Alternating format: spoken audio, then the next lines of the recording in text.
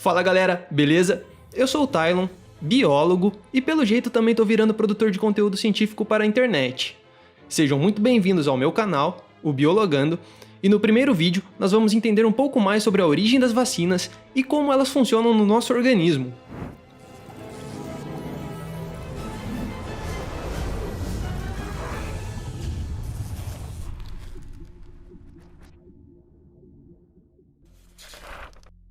No dia 1 de dezembro de 2019, na cidade de Wuhan, localizada na província de Hubei, na China, foi identificado o primeiro caso de uma doença respiratória aguda causada pelo coronavírus. No entanto, a primeira notificação oficial da doença só foi realizada no dia 31 de dezembro de 2019. Desde então, a doença se espalhou pelo mundo, se tornando uma pandemia. Com isso, atualmente estamos enfrentando uma corrida para encontrar um medicamento eficaz ou ainda produzir uma vacina para combater a doença. Mas produzir uma vacina não é uma tarefa fácil, demandando inúmeras etapas que vão desde a descoberta de como o patógeno funciona, passando depois para o desenvolvimento de um protótipo vacinal, além de centenas de testes clínicos para comprovar a eficiência e segurança da vacina. Todas essas etapas levam bastante tempo, mas diversos dados apontam que a vacina para o Covid-19 pode sair em tempo recorde. Afinal, cientistas do mundo todo estão correndo atrás disso nesse momento.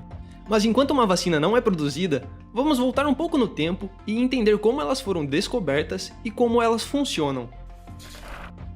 O princípio da imunização foi descoberto pelo médico inglês Edward Jenner no ano de 1796. Para chegar a esse resultado, o médico observou que muitas pessoas que eram imunes à varíola eram ordenhadoras e já tinham sido expostas ao vírus causador da cowpox, nome dado à varíola bovina e que também podia infectar os seres humanos. Para testar se sua hipótese estava correta, o médico inoculou o vírus causador da cowpox em uma criança que contraiu a doença e apresentou sintomas leves. Logo após a recuperação da criança, o médico inoculou o vírus causador da varíola e verificou que a criança estava imune à doença, sendo que a partir disso foi possível desenvolver a primeira vacina da história. Certamente, a prática utilizada foi extremamente questionada e parte da população demorou para acreditar que aquilo iria funcionar. No entanto, graças ao experimento do médico Edward Jenner, em 1799, foi criado o primeiro instituto vacínico em Londres, espalhando o conceito da imunização para o resto do mundo e auxiliando no processo de criação e aperfeiçoamento de diversas outras vacinas. A varíola foi um grande problema naquela época, pois tinha uma taxa de mortalidade em torno de 10 a 40%, e estima-se que no século XVIII essa doença tenha causado a morte de aproximadamente 500 milhões de pessoas. Classificada como uma das doenças mais devastadoras da história da humanidade, a varíola foi considerada erradicada pela Organização Mundial da Saúde em 1980, após a realização de um programa de vacinação em massa de ordem mundial. Acho que contando a história da vacina já ficou fácil de entender como ela funciona, né?